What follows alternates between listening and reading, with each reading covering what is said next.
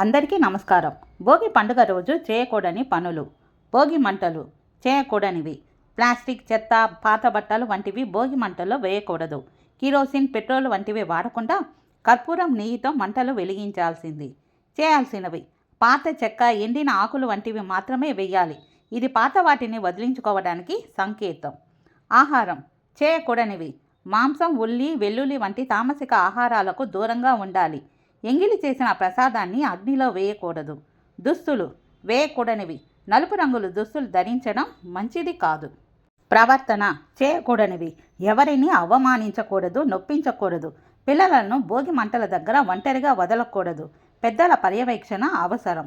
ఆచారాలు చేయకూడనివి: పాదరక్షలు ధరించి భోగి మంటలకు ప్రదక్షిణ చేయకూడదు.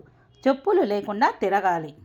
పెద్దలను అవమానించడం: ఇంట్లో పెద్దలను లేదా ఇతరులను కించపరిచేలా మాట్లాడటం, వాదించడం చేయకూడదు.